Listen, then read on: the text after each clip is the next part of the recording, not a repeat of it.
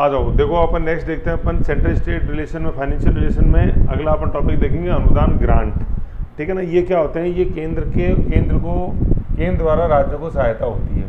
ठीक है, एक ऊपर वाला जो अपन ने देखा वो तो क्या बंटवारा था, ठीक है ना, क्या तो सौंप दिया गया या बंटवारा किया 269, 268, 269, 269A, ठीक है, 270, 271 जो अपन ने देखा।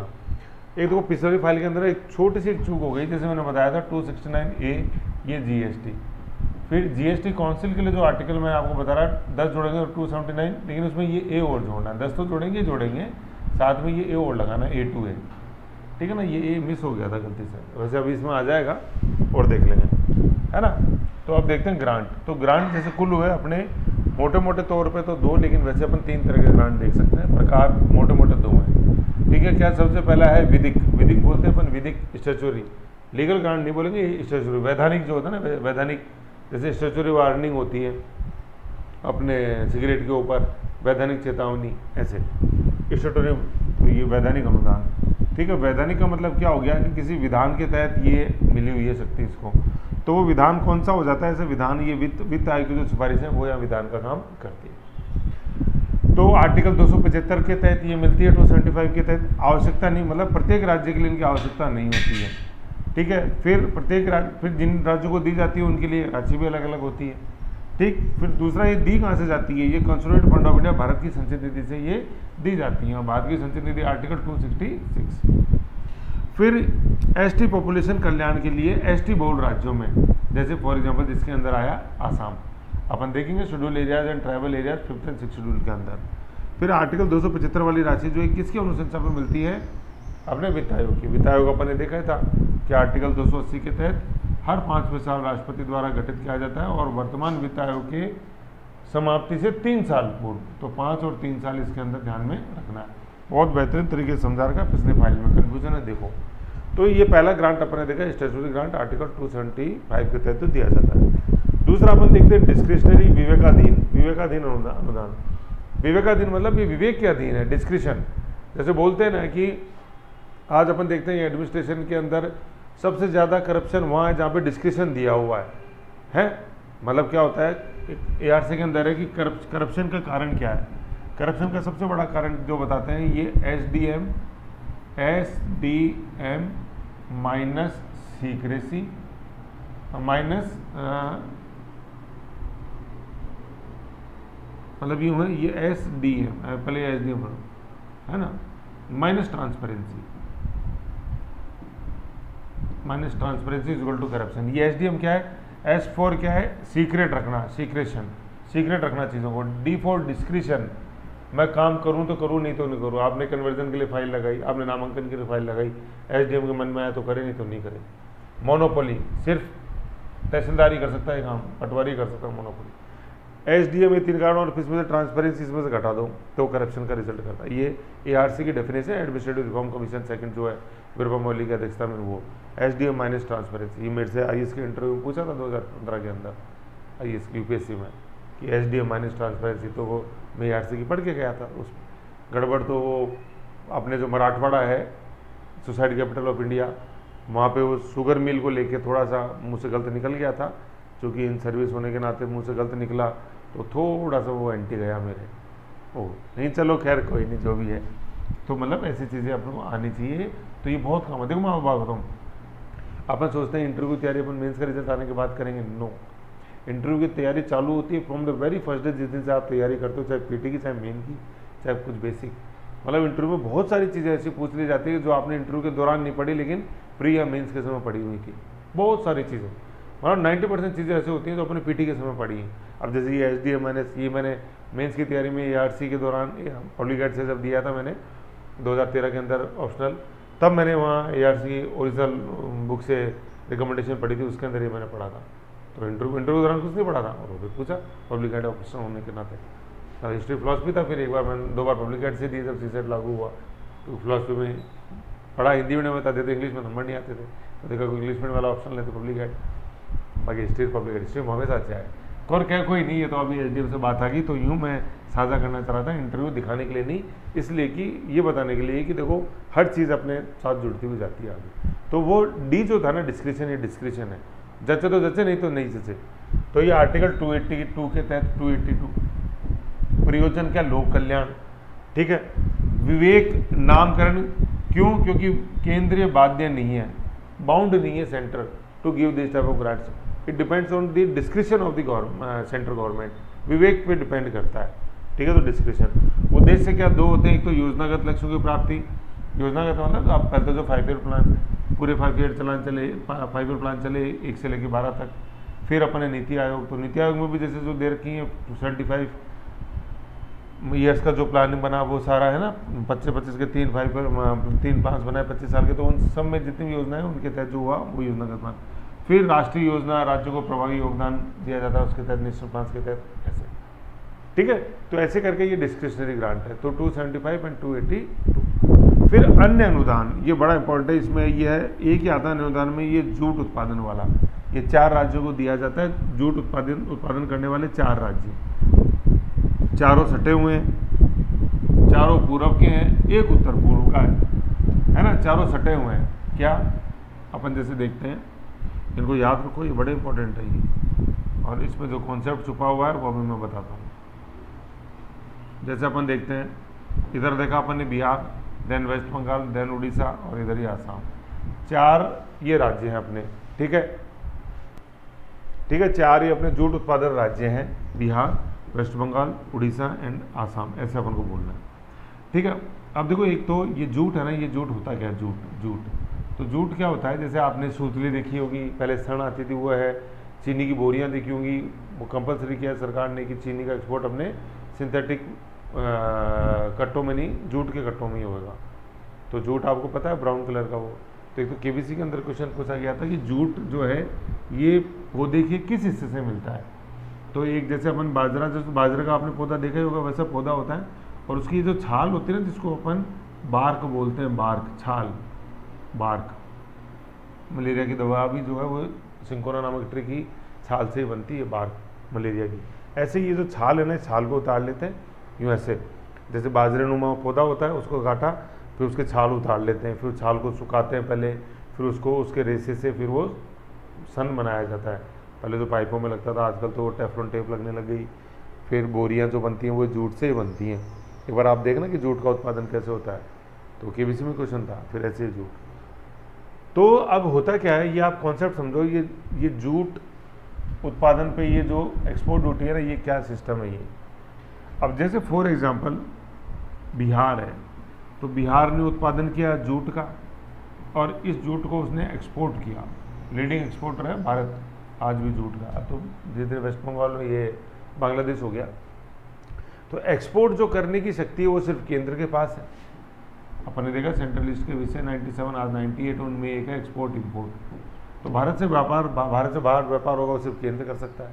अब जब ये एक्सपोर्ट होता है तो इस पर कुछ एक्सपोर्ट ड्यूटी सेंट्रल गवर्नमेंट लगाती है, लग गई।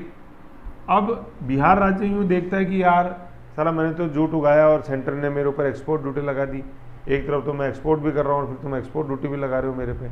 तो सेंट्रल गवर्नमेंट ने बोला कि चलो नाराज मत हो यार, ये जितनी भी एक्सपोर्ट ड्यूटी तुम पे लगी है ना, इसको मैं रिम्बर्स कर दूंगा, मैं आपको वापस दे दूंगा, मतलब ग्रांट के रूप में आपको वापस दे दूंगा मैं, ये जो भी एक्सपोर्ट ड्यूटी आपके जूट के एक्सपोर्ट पे लगी है, ठीक है। तो ये लाइन यहाँ पे लिखी हुई है। पहले तो जूट उत्पादन राज्य 1 2 3 4 बिहार, वेस्ट बंगाल, उड़ीसा, आसाम। फिर निर्यात शुल्क, क्या जूट के निर्यात पर केंद्र द्वारा आरोपित निर्यात शुल्क की क्षतिपूर्ति हेतु अनुदान, है ना। इसका जैसे इंग्लिश ट्रांसलेशन मैंने नीचे लिखा हुआ है, जब अपन ये पढ़ेंगे फाइनेंस कमीशन दे हुए लिखा हुआ है, वापस वहीं आ रहा हूँ, मैं पढ़ा रहा हूँ। देखो क्या है ये वही है, to be given to jute producing states in lieu, मतलब के बदले में, in lieu of export duty imposed by the centre on export of jute. तो क्या, अब इसको अपन कॉमन सेंस से लगाओ कि जूट उत्पादन करने वाले राज्यों को जूट के निर्यात पर केंद्र द्वारा आरोपित निर्यात शुल्क की क्षतिपूर्ति हेतु केंद्र द्वारा दिया जाने वाला अनुदान, ये अनुदान है जो जूट अनुदान अपन बोलते हैं, और वित्त आयोग की सिफारिश पर दिया जाता है, ऐसा है ना। तो grant in lieu of export duty, मतलब grant given to jute producing states in lieu of export duty imposed on export of jute by the central government. खत्म। कॉमन सेंस लगाओ बस। जूट उत्पादित राज्य, फिर वो जूट का निर्यात कर रहे हैं और उस निर्यात पर केंद्र ने शुल्क लगा दिया। तो नाराज हो गए जूट उत्पादित राज्य, ये तुमने क्या कर दिया? तो केंद्र नाराज मत हो यार, मैं तुमको रिम्बर्स कर रहा हूँ जितनी भी एक्सपोर्ट ड्यूटी मैंने लगाई है, तो वो रिम्बर्स ग्रांट के रूप में अपन ने उनको चुका दी वापस। ऐसे ही समझ गए? तो इस कॉन्सेप्ट को समझो तो अपने आप ही लाइन समझ में आएगी। कॉन्सेप्ट नहीं समझोगे तो गोल गोल घूमोगे और चौकोर चक्कर आएंगे। ठीक है, तो ये दी जाती कितनी, किस अवधि के लिए? संविधान प्रारंभ होने के 10 साल तक दी जानी थी, लेकिन मतलब 1960 तक, है ना। लेकिन फिर ये बाद में बढ़ाई गई। भारत किस पे? Consolidated fund of India 266 article. अनुशंसा किसकी? सेंट्रल फाइनेंस कमीशन, CFC लिखा हुआ है, केंद्रीय वित्त आयोग। इसमें जो राज्य वित्त आयोग होते हैं उनकी कोई सिफारिश इसमें काम नहीं करती है। केंद्रीय वित्त आयोग आर्टिकल 280 के तहत जो राष्ट्रपति गठित करता है। समझ गए? तो ये 3 तरह के अनुदान अपन ने पढ़ लिए। क्या? वैधानिक 275, डिस्क्रिशनरी 282 एंड आर्टिकल 280 के तहत फाइनेंस कमीशन की रिकमेंडेशन पर जो जूट उत्पादित राज्यों को जूट के निर्यात पर लगने वाले निर्यात शुल्क के एवज में केंद्र सरकार को दिया जाता है। तो निर्यात शुल्क को इम्पोज भी केंद्र सरकार करती है और जो रिम्बर्स करती है वो भी केंद्र सरकार करती है जूट उत्पादित राज्यों को। समझ गए? तो ऐसे छोटी सी बात है, ज़्यादा इसमें कंफ्यूज नहीं होना, ना ज़्यादा इसको खींचना है। देखो ये चैप्टर बुक में आप साथ साथ देखते जा रहोगे। TMS का चैप्टर नंबर 15 बहुत ज़्यादा कॉम्प्लेक्सिटी से समझाया हुआ बुक में। मेरा पूरा प्रयास है जितना इसको मैं सिंपल कर सकता हूँ और जितना वैज्ञानिक तरीके से आपको बता सकता हूँ, मेरा ये प्रयास है। अब वो तो आप ही बताओगे मैं मेरे प्रयास में कितना सफल हुआ, कितना असफल। आ जाओ नेक्स्ट अपन देखते हैं GST काउंसिल के बारे में, जो पहले भी अपन ने पढ़ी है ना, जब विभाजन देख रहे थे। और अब जो है थोड़ा सा वो उसको और देख लेते हैं। किस कॉन्स्टिट्यूशन अमेंडमेंट के तहत आया? 101वां संविधान संशोधन 2016। एक गुड्स का एक सर्विस का, तो बन गया 101 2016। किस आर्टिकल में वर्णन है? GST काउंसिल का, GST का नहीं, यहाँ वापस लिख लो ब्रैकेट में। GST का संबंध है 269A से, GST काउंसिल का संबंध है 270A से। ठीक है, तो 279 मतलब 10 जोड़ना है। ठीक है, तो GST काउंसिल गठन किसके द्वारा? राष्ट्रपति के द्वारा। गठन within 60 days of 101 constitution amendment जब लागू हुआ तो हो गया था इसका गठन जल्दी GST काउंसिल का। फॉरम, संयुक्त फॉरम में सेंटर प्लस स्टेट दोनों का। कार्य क्या है? निम्नलिखित मामलों पर केंद्र व राज्य सरकारों को अनुशंसा करता है। कौन कौन से कार्य? सबसे पहले देखते हैं अपन विलय। विलय क्या? जैसे अपन ने देखा कुछ टैक्सेस का विलय हुआ, उसके अलावा उपकर क्या? सरचार्ज। और उपकर तो थोड़ी सेस, उपकर मतलब 1 करोड़ लगा दिया, उपकर सेस। और अधिभार, अधिक बढ़ा दिया आपने, तो ये सरचार्ज है ना। तो इसमें सेंटर, स्टेट और ये सी भी नहीं, इसको एल भी कर देना, लोकल बॉडीज द्वारा आरोपित को GST में विलय करना।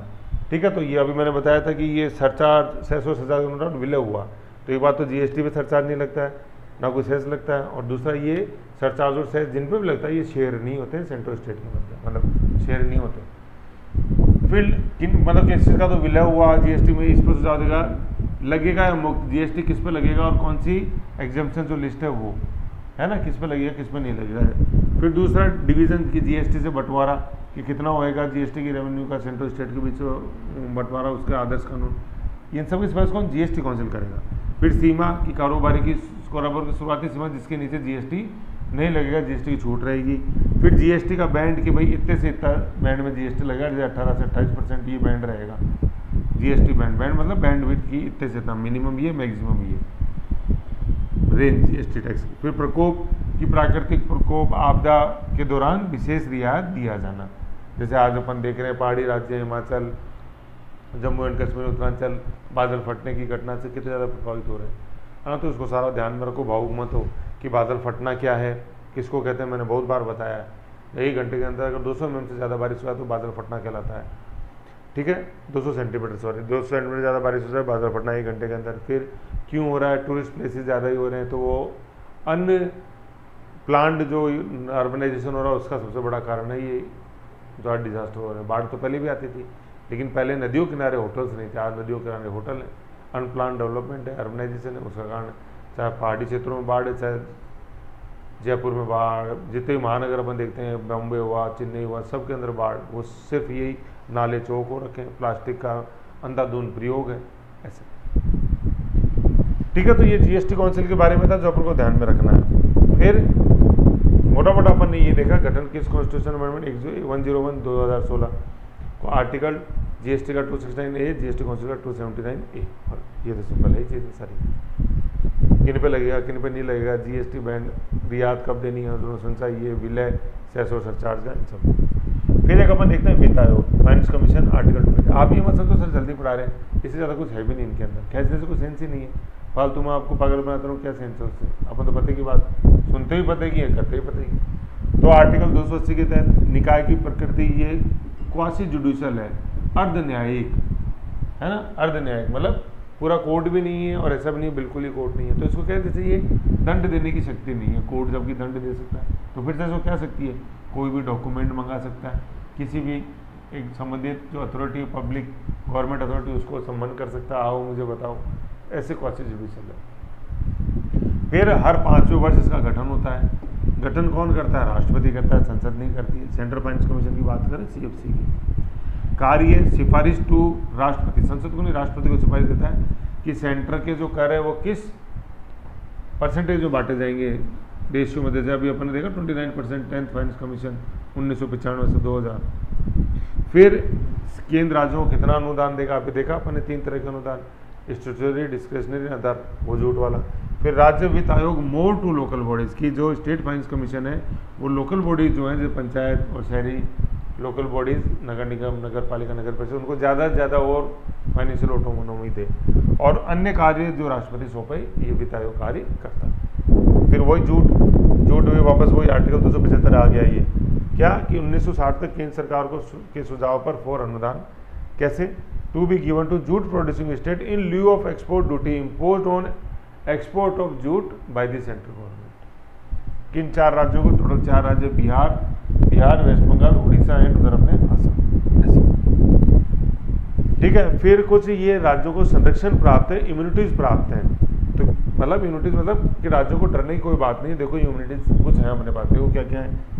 राष्ट्रपति की पूर्व अनुमति से ही संसद के अंदर इस तरह इनसे संबंधित कोई विधेयक लाया जा सकता है, राष्ट्रपति की पूर्व अनुमति जरूरी है ऐसे विधेयक में। देखो क्या आरोपित कि केंद्र अगर कोई कर आरोपित करता है जिसमें राज्य का हित है, जैसे जीएसटी में कोई भी चेंज होता है उसमें राज्य का भी हित है, तो पहले राष्ट्रपति की अनुमति से ही वो बिल संसद के अंदर आएगा। आईटी इनकम टैक्स में कोई भी कानून अगर है, राष्ट्रपति की पूर्व अनुमति, कानून में कुछ है।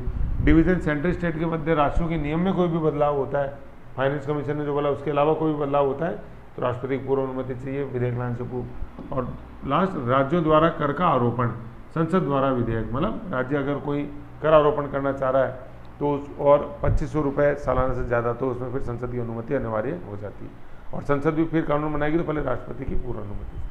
तो इसमें मोटा मोटा ये ध्यान रखो, देखो टैक्स इम्पोज, राज्य का हित, आईटी और डिवीजन, ये ध्यान रखो। फिर दूसरा, केंद्र की प्राप्तियों का जो अंतिम प्रमाण पत्र ये किसके द्वारा दिया जाता है, सीएजी द्वारा दिया जाता है, comptroller and auditor general of India, कि इतने पैसे प्राप्त हुए सेंटर को। ये कोई तो बताएगा ना कि भाई अपना केंद्र का जो पर्स है, जिसको कॉन्स्टिट्यूट फंड ऑफ इंडिया बोलते हैं, भारतीय संचय निधि, उसमें कितने पैसे आए, कोई तो बताएगा, तो ये सीएजी बताता है, और वही रखवाला है इसका कॉन्स्टिट्यूट फंड ऑफ इंडिया का, सीएजी। फिर केंद्र व राज्यों द्वारा ऋण है ना, ऋण की जो ऋण दिए जाते हैं केंद्र द्वारा या राज्य जो लेते हैं, उनके संबंध में क्या कि केंद्र अंदर बाहर क्या, केंद्र द्वारा भारत में या भारत से बाहर सीमा निर्धारण ये कौन करेगा, ये संसद करता है कि केंद्र सरकार किस देश से उधार ले सकती है, IMF, वर्ल्ड बैंक, या देश के अंदर लेती है RBI से, तो किसकी अनुमति से, संसद की अनुमति से। फिर राज्य सीमा, ये क्या है, देखो राज्य द्वारा राज्य की सीमा से बाहर से कर नहीं लिया जा सकता, सीमा का निर्धारण स्टेट लेजिस्लेचर करती है। आज जैसे भारत, जैसे राजस्थान जैसे चाहे तो वर्ल्ड बैंक से सीधा नहीं ले सकता उधार, जबकि अपने को मिले में इकोनॉमी, राजस्थान की इकोनॉमी सर्वे में देखोगे आप तो मिलेंगी प्रोजेक्ट्स जो वर्ल्ड बैंक है, IMF है, जीका है, एशियन डेवलपमेंट बैंक है, उनके सहयोग से चल रही है, तो ये केंद्र सरकार की अनुमति के बाद ही अपन ये ले पाते हैं। ठीक है, ये है। तीसरा, गारंटी की, स्टेट कोई जैसे मान लो वर्ल्ड बैंक से लोन ले रहा है तो गारंटी देता है सेंटर फिर उसके ऊपर, लेकिन लोन वो लिया जाता है सेंटर की अनुमति से। तो केंद्र द्वारा राज्यों की केंद्र की गारंटी और लोन टेकन बाय स्टेट, और गारंटी राशि कॉन्स्टिट्यूट फंड ऑफ इंडिया से ही जाती है। आज अपन भी देते हैं नॉर्मल डे लाइफ में, जैसे मान लो मैं लोन ले रहा हूँ, बैंक बोलता है किसी गारंटर को लाओ तो मैं आपको उठा के ले आऊँगा, जैसे ऐसे ही। तो राज्य को लेना है वर्ल्ड बैंक से तो सेंटर की अनुमति, और फिर गारंटर के रूप में सेंटर मदद करता है। अनुमति क्या है? केंद्र का ऋण गारंटी युक्त ऋण चुकाने से पूर्व राज्य केंद्र की अनुमति बिना ऋण नहीं ले सकता। क्या है? पहले से लोन लिया हुआ, उसमें केंद्र ने गारंटी दे रखी है, तो पहले भैया अगला लोन लेने से पहले उस पहले वाले ऋण को चुकाओ जिस पे केंद्र ने गारंटी दी हुई है। क्यों? क्योंकि केंद्र की जिम्मेदारी बनती है कि कोई गारंटी उसने दी है। भाई बिल्कुल वैसे ही जैसे मेरे को लोन लेना था, मैंने आपकी गारंटी पर लोन ले लिया। अब मेरे को अगर पहले दूसरा अगला कोड ले लेना है तो पहले मेरे को ये लोन जिस पर आपने गारंटी दी है वो चुकाऊँ मैं, फिर अगला लोन लूँगा। ये वही है, केंद्र का ऋण गारंटी युक्त ऋण चुकाने से पूर्व राज्य केंद्र की अनुमति बिना अगला ऋण नहीं ले सकता। ठीक है, ये कुछ है प्रोटेक्शन जो केंद्र राज्यों को दी हुई है, मतलब केंद्र राज्यों द्वारा ऋण से संबंधित जो है चीज़ें वो। अब है उन्मुक्तियाँ, इम्यूनिटीज मिली हुई हैं क्या कि अंतर सरकारी कर उन्मुक्तियाँ या पारस्परिक कराधान से उन्मुक्ति, कि केंद्र को भी पता है कि चलो राज्य कर नहीं लगाएगा, जैसे अपन हाइड्रो इलेक्ट्रिसिटी वाला देखा था, भाखड़ा नांगल का जब मैंने बताया था ऊपर, और राज्यों को भी अच्छी तरह पता है कि हमारी संपत्ति अगर केंद्र सरकार दिल्ली में है तो इस पर केंद्र सरकार कर नहीं लगाएगी। तो ये है इम्यूनिटीज़, केंद्र को भी मिली है और राज्य को भी मिली है। वो इम्यूनिटीज़ क्या है वो देख लेते हैं। इसी को बोलते हैं इंटर गवर्नमेंटल टैक्स इम्यूनिटीज़। अन्य संघीय संविधानों की तरह भारत में भी क्या है, ये दो बिंदु हैं, ये और भी आर्टिकल नहीं है। ए में क्या है, मुक्त क्या है, केंद्र की परिसंपत्तियाँ चल व अचल राज्यों द्वारा कर से मुक्त है। परिसंपत्तियाँ क्या है, भूमि, भवन, शेयर, जमा इत्यादि। जैसे फॉर एग्जाम्पल बताऊँ कि आज इंडियन रेलवे का रेलवे स्टेशन हर राज्य के अंदर है और हर जिले के अंदर है। अब राज्य सरकार ये नहीं उनसे कर ले सकती कि यार तुम्हारा भवन बना हुआ है तो इसमें फिर भवन कर दो, समझ रहे हो, नहीं कर सकते। क्यों? क्योंकि वो इम्यूनिटी मिली हुई केंद्र सरकार को कि राज्य अपन से किसी प्रकार का कोई टैक्स इन भूमि पे, भवनों पे, शेयर्स पे या जमाओं पे है किसी भी तरह का नहीं लेगी। मुक्ति नहीं, केंद्रीय पीएसयू जो है को राज्य कराधान से मुक्ति नहीं है, क्योंकि केंद्र पीएसयू पृथक विधिक निकाय है। केंद्र पीएसयू कैसे है, जैसे फॉर एग्जाम्पल बताऊँ, हिंदुस्तान साल्ट लिमिटेड है अपने सांभर के अंदर, जिससे राज्य सरकार टैक्स वसूलती है। क्यों वसूला साहब? ये तो सेंटर की है। ये इसलिए वसूला क्योंकि हिंदुस्तान साल्ट लिमिटेड एक अलग से कॉरपोरेट एंटिटी है, ठीक है ना, ये अलग से एक निकाय है, केंद्र सरकार का है लेकिन अलग से इसका एक अस्तित्व है। कल को कोई भी नियम का उल्लंघन होगा तो राज्य सरकार इसके विरुद्ध कोर्ट में जा सकती है, ठीक है ना। आज जैसे रिलायंस है तो रिलायंस एक कॉरपोरेट एंटिटी है अपने आप में अलग, उसको स्यू किया जा सकता है, विदाउट गवर्नमेंट को स्यू किए, ऐसे ही है। स्यू मतलब उसको कोर्ट में खड़ा किया। तो गवर्नमेंट को, सेंट्रल गवर्नमेंट पे नहीं जाएगा कुछ भी बाहर, हिंदुस्तान लिमिटेड में जाएगा अगर राज्य सरकार इसके अगेंस्ट में कोर्ट में जाती। तो ये अलग से पृथक विधिक निकाय है, सेपरेट लीगल एंटिटी। फिर बी में अपन क्या देखते हैं, राज्यों को उन्मुक्ति मिली हुई है क्या कि राज्य की परिसंपत्तियां चल अचल जो केंद्र सरकार के एरिया में स्थित है जैसे है तो उनके ऊपर केंद्र कर से छूट देगा। जैसे फॉर एग्जांपल बताऊं, अपने राजस्थान सरकार का बीकानेर हाउस दिल्ली में बना हुआ यूपीएससी के बिल्कुल सामने, जहाँ पे पहले वोल्वो बस जाकर रुकती थी इंडिया गेट के पास में, राजस्थान हाउस बना हुआ है कि नहीं। तो अब केंद्र सरकार उस बीकानेर हाउस से लैंड टैक्स नहीं ले सकती या भूमि कर नहीं ले सकती या लैंड रेवेन्यू वो किराया नहीं ले सकती कि भाई तुम तो हमारी ज़मीन में बने हुए। तो वो क्या है, वो केंद्र को छूट, केंद्र ने छूट दे रखी है राज्यों की, जैसे राज्यों ने छूट दे रखी है केंद्र को वैसे ही, है ना। तो जैसे केंद्र ने छूट दी थी, राज्यों ने छूट दी थी केंद्र को, ऐसे केंद्र ने भी छूट दी थी राज्यों को, वाइस वर्सा। फिर क्या है, राज्य के पीएसयू अगर सेंटर में है तो उनको केंद्र छूट नहीं देता। क्यों? क्योंकि वो राज्य के पीएसयू सेपरेट लीगल एंटिटी हैं, इसलिए, ठीक है ना, ये अपन को ध्यान में रखना। फिर एक अपन इसमें देखते हैं कि आपातकाल का प्रभाव क्या। तो 352 के तहत अपन ने देखा था कि नेशनल इमरजेंसी लगी रहती है तो केंद्र को पावर होती है कि ज़्यादा से ज़्यादा वो डिसीजन ले सकता है अपने फेवर में। जो अनुदान दिया जा रहा है स्टेट्स को उसमें वो कटौती कर सकता है, ऐसे।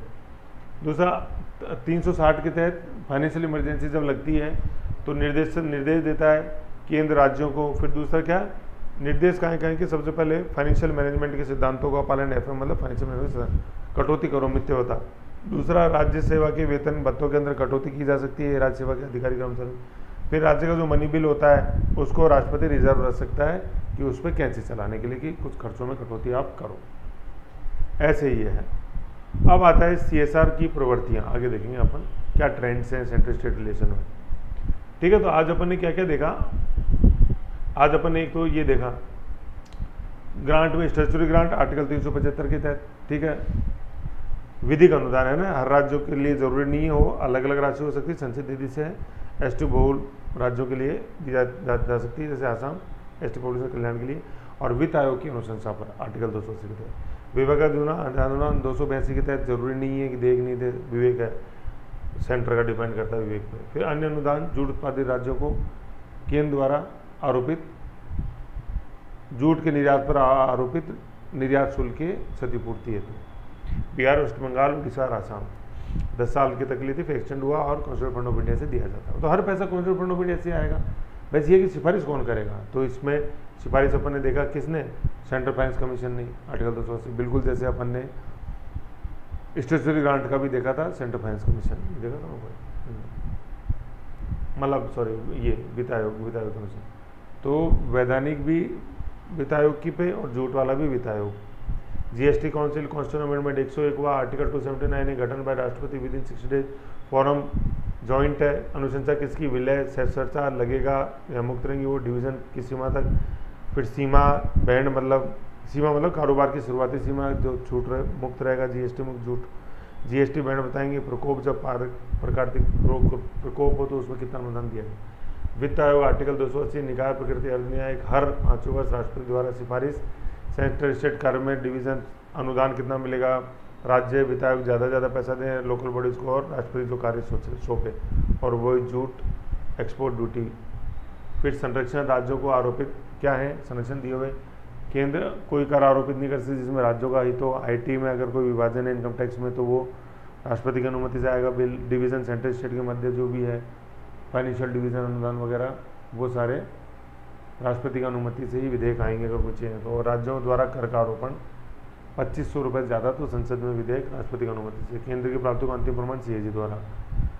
केंद्र द्वारा व राज्यों द्वारा ऋण केंद्र अंदर बाहर कहीं भी ले सकता है, संसद लेती है रीजन, राज्य सीमा से बाहर नहीं ले सकता, केंद्र की अनुमति चाहिए। अगर वर्ल्ड बैंक से लेते हैं, यह आया था सीसेट के अंदर क्वेश्चन, क्या आज वेस्ट बंगाल राजस्थान ले सकते हैं या नहीं ले सकते, केंद्र की अनुमति से ही ले सकते हैं वर्ल्ड बैंक से ऋण।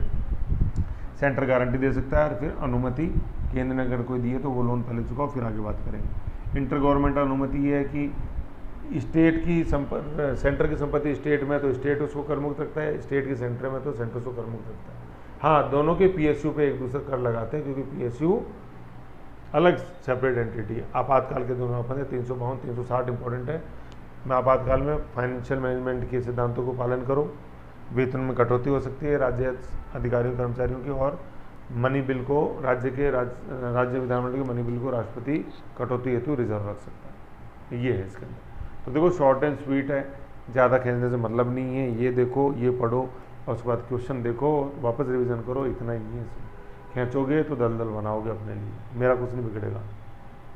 ठीक है, नेक्स्ट अपन देखते हैं CSR प्रवृत्तियाँ, कैसे कैसे समय समय पर केंद्र राज्य संबंध चेंज हुआ। 1-2 क्वेश्चन आते हैं, ठीक है ना। तो नेक्स्ट अपन देखेंगे CSR प्रवृत्तियाँ।